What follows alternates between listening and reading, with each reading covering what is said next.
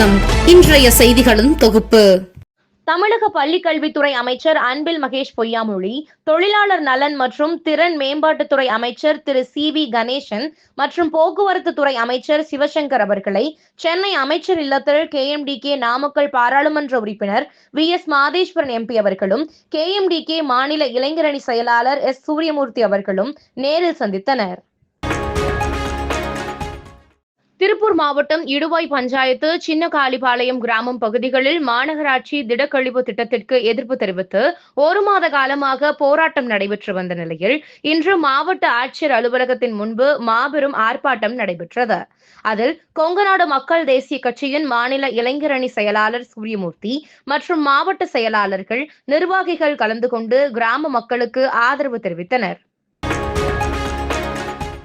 நாமக்கல், புதுச்சத்திரம், பாவை கல்வி நிறுவனங்களில் ஆண்கள் ஜூனியர் ஹாக்கி உலகக்கோப்பை 2025 நாமக்கல் வருகையை முன்னிட்டு நடைபெற்ற விழாவில் தமிழக ஆதிதிராவிடர் நலத்துறை அமைச்சர் மருத்துவர் மா. மதிவேந்தன் அவர்களும், KMDK நாமக்கல் பாராளுமன்ற உறுப்பினர் V.S. மாதேஸ்வரன் MP அவர்களும், மாநிலங்களவை உறுப்பினர் KRN ராஜேஷ்குமார் MP அவர்களும், நாமக்கல் மாவட்ட ஆட்சித் தலைவர் துர்காமூர்த்தி IAS அவர்களும், நாமக்கல் MLA ராமலிங்கம் அவர்களும் கலந்து கொண்டு சிறப்பித்தனர். துபாய் விமான கண்காட்சியின் கடைசி நாளான இன்று இந்திய விமானப்படையின் தேஜஸ் போர் விமானம் ஒன்று கீழே விழுந்து நொறுங்கிய சம்பவம் பரபரப்பை ஏற்படுத்தியுள்ளது. இந்த விமானத்தை இயக்கிய விமானி உயிரிழந்ததாக இந்திய விமானப்படை அறிவித்துள்ளது. அதிமுகவுக்கு வியூக வகுப்பாளர்களாக பணியாற்றும் ஹரி, சாய் ஆகிய இருவரிடம் கஞ்சா வழக்கில் 10 மணி நேரத்திற்கு மேலாக சென்னை போலீசார் விசாரணை. உலகக்கோப்பை குத்துச்சண்டையின் இறுதிச் சுற்று போட்டிகளில் 9 தங்கம் உட்பட 20 பதக்கங்களை கைப்பற்றி இந்திய வீரர் வீராங்கனைகள் அதிரடி. 2020ஆம் ஆண்டு நாடாளுமன்றத்தில் நிறைவேறிய 4 தொழிலாளர் சட்டங்கள் இன்று நவம்பர் 21ஆம் தேதி முதல் நடைமுறைக்கு வருவதாக ஒன்றிய அரசு அறிவிப்பு. ஏற்கனவே இருந்த 29 தொழிலாளர் சட்டங்களை ஊதிய குறியீடு, தொழில்துறை குறியீடு, சமூக பாதுகாப்பு குறியீடு, தொழில்துறை பாதுகாப்பு, ஆரோக்கியம் மற்றும் பணிச்சூழல் குறியீடு என 4 சட்டங்களாக ஒருங்கிணைத்து புதிய விதிகள் சேர்க்கப்பட்டுள்ளன.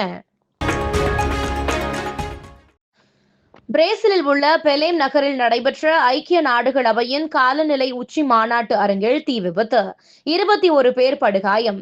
பல்வேறு நாடுகளின் பிரதிநிதிகள் உட்பட 50,000க்கும் மேற்பட்டோர் மூச்சு திணறலால் அவதிப்பட்டு அங்கிருந்து வெளியேறினர்.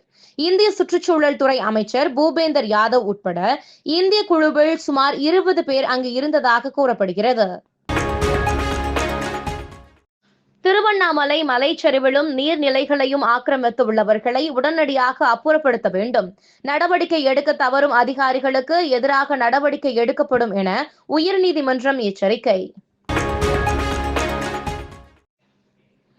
தாய்லாந்தில் நடைபெற்ற 74வது பிரபஞ்ச அழகி போட்டியில் மெக்சிகோ நாட்டைச் சேர்ந்த 25 வயதான பாத்திமா போஸ் மகுடம் வென்றுள்ளார். மேலும் இதுபோன்ற செய்திகளுக்கு KMDK லைவ் சேனலை லைக் பண்ணுங்க, ஷேர் பண்ணுங்க, சப்ஸ்கிரைப் பண்ணுங்க.